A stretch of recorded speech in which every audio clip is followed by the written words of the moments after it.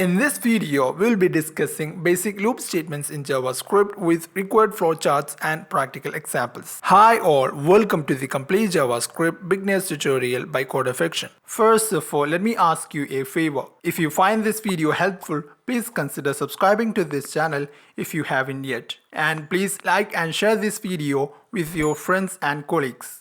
If you want to do same thing repeatedly and you don't know loop statements yet, then you will be rewriting the same code as much as you want.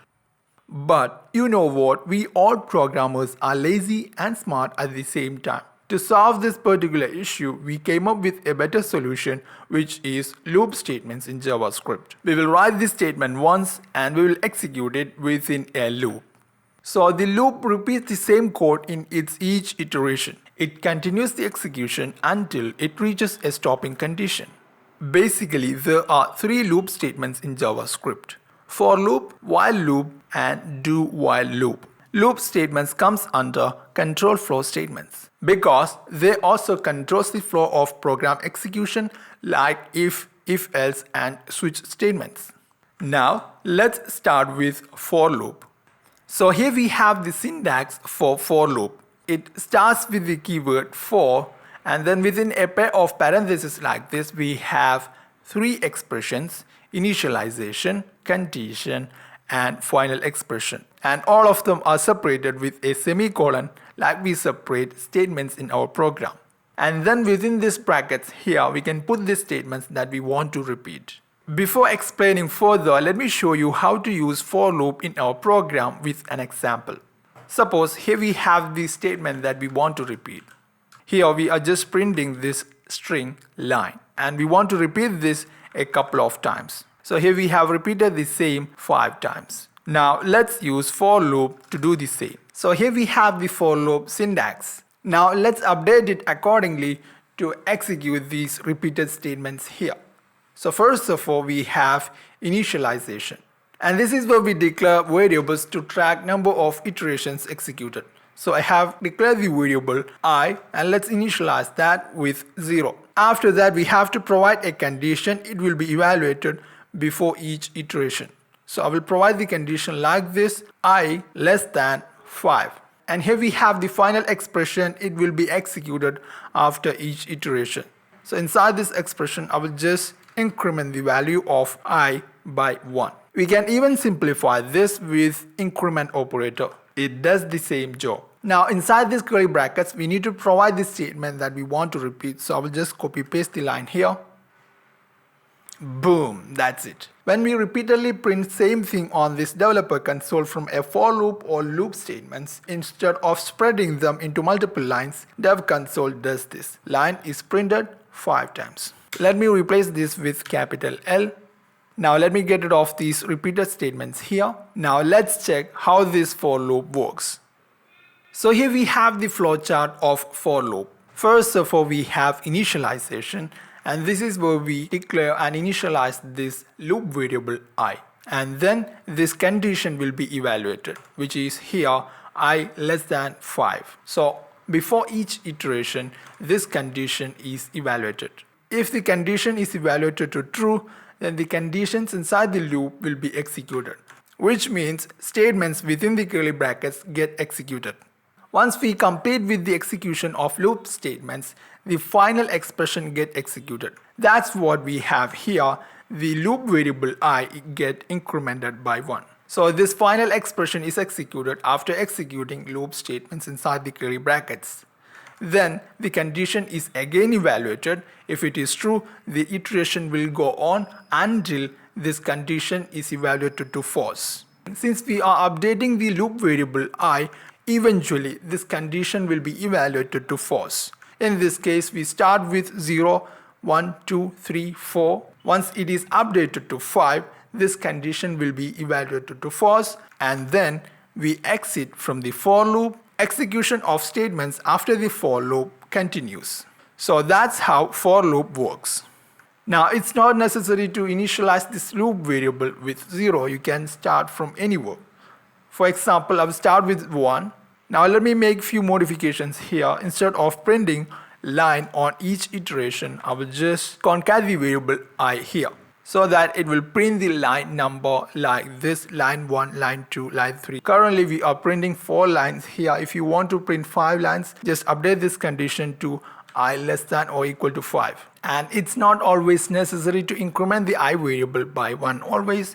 You can also increment by 2, 3 as per your requirement. So I will just do this: I is equal to I plus 2.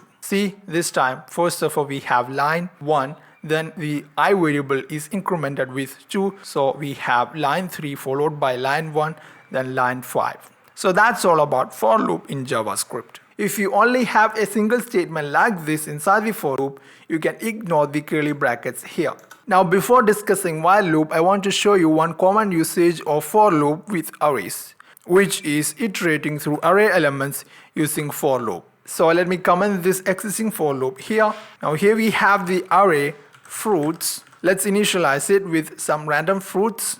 Now we need to retrieve the elements inside the array on each iteration. For that we can have this for loop, and here we have the loop variable j initialized with 0, and here we have the condition j less than fruits length. After each iteration we just need to increment this variable j. In each iteration we will print the element inside the array, 1 element per iteration. So we could do this: fruits, inside this square brackets we just need to provide the index, and we will be treating this loop variable as the index. So just provide this j here. With first loop we have retrieved apple, then mango. With final iteration we have retrieved banana. Since array index is starting from 0, I have initialized this j with 0. So that's what happens here. The loop variable j is treated as the index, and after each iteration the loop variable get incremented and the next variable can be retrieved with this statement here. And the iteration continues up to the last element. So this is how we loop through elements in an array using for loop. Now let's look how while loop works. And we will use the same statement to print these stars in this triangular pattern. So here we have the syntax of while loop, which is much easier than for loop. Let's check how it works. First of all, let me get rid of this array example here, and let me paste the syntax of while loop here. So it starts with this while keyword, and we can provide the condition within this parenthesis here, and the statement to be repeated is given within these curly brackets here. Now let's update this while loop to print these lines like we have done with the for loop. So unlike for loop, we'll be declaring the loop variable outside the for loop. So let it be k, and I will initialize that with 1. And we need to repeat this statement here, so I will just copy paste that here. Instead of I we have k. The loop variable is updated within the while loop here, usually just before ending the while loop like this, k plus plus. And we could use the same condition. Let me copy paste that from here. Instead of I we have k. See, it is printing exactly the same like for loop did. So unlike for loop, the loop variable k is declared and initialized outside the loop. So as part of the execution of this while loop, first of all, the condition is checked. If it is true, the statements inside the while loop will get executed. Along with it, the loop variable get updated. And then after that, it will go for the next iteration. And the iteration continues. Eventually, this condition becomes false, and the statements after the loop will get executed. So that's how the flow of execution works in a while loop. Now, as an exercise, let's check how to print these stars in this triangular pattern using while loop. First of all, let me comment these lines here. First of all, I will declare the loop variable number of stars, and let's initialize that with 1. And here we have the while loop. After each iteration, we will increment this loop variable number of stars like this, and here we have the condition. We will increment this number of stars variable until it reaches 10. Now let's provide the statement that we want to repeat inside this while loop here. Instead of the actual star, I will go for a much cheaper option, which is asterisk mark. So it will print asterisk marks 10 times here. Instead of printing single asterisk mark 10 times, we just need to increment number of stars on each line. For that, we could use this string function repeat. We have already discussed this under the session strings in JavaScript. So inside the first row here we need 1 star, then 2 star, then 3 star, which is exactly what is happening inside this loop variable. So I will just provide that here. Boom, that's it. Now if you really want to go for the expensive star, just go to this website Emojipedia and let's search for star, and I will just copy this star from here. Let's replace the asterisk mark with the emoji. So hope you found this exercise fun and helpful at the same time. Now let's compare for loop and while loop. Whatever you can do with for loop can also be done with while loop also. It's like an alternative for loop. It's up to you whether to use for loop or while loop. Since all the expressions, initialization, stopping condition and final expression are put together inside a for loop, it might be more readable than while loop. If loop variable is already declared early in the program, then you can go for while loop. Now finally, here we have the do while loop. And this is how the syntax of do while loop looks like. Now let's check how to use do while loop and how it is different from while loop. First of all, I will paste the syntax of do while loop.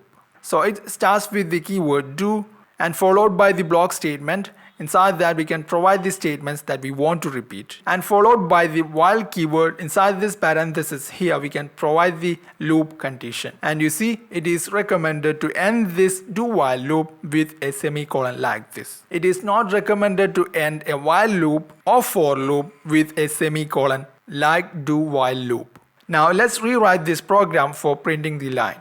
So here also we will start with declaring the loop variable x, and let's initialize that with 1, and let me copy paste this statement here x, and let's increment the loop variable x, and we will provide the same condition here x.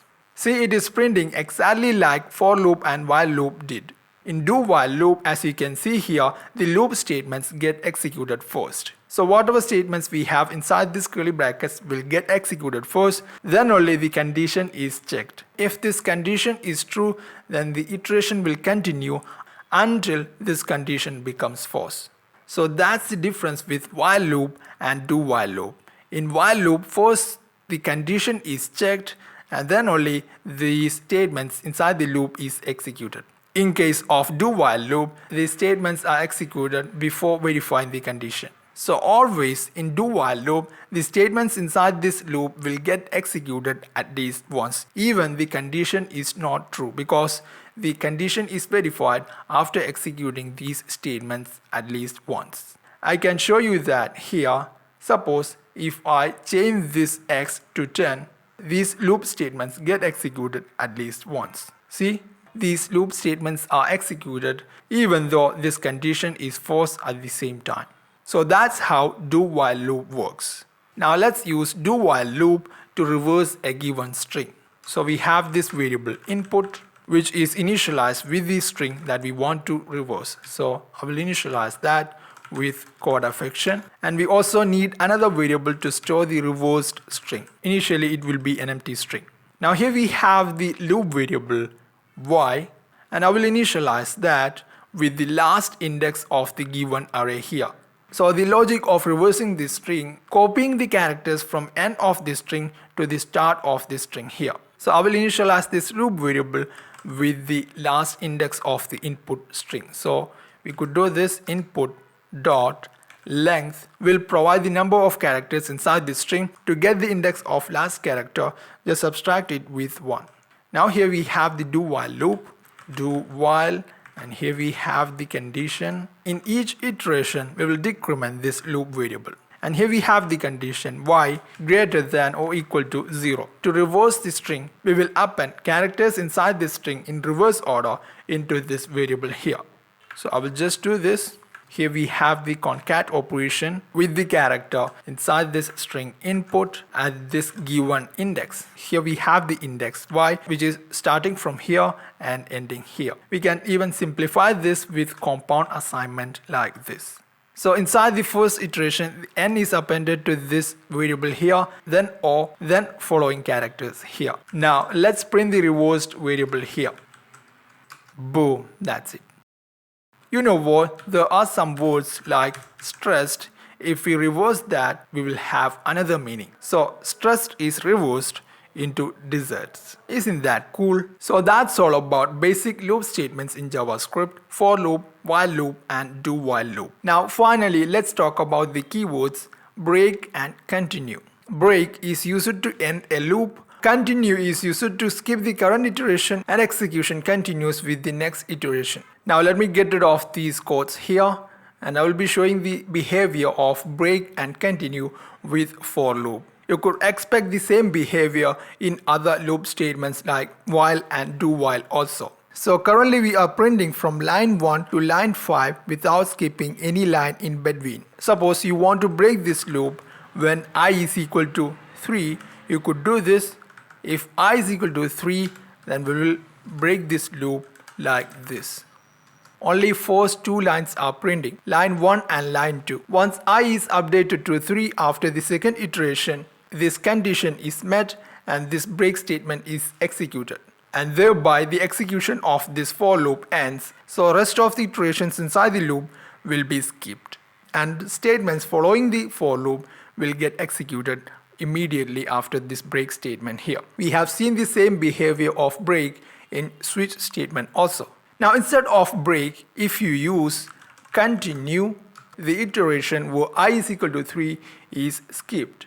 So continue will skip the current iteration and continue with the rest of the iterations. As you can see here, line 3 is skipped, and then after that line 4 and line 5 is executed.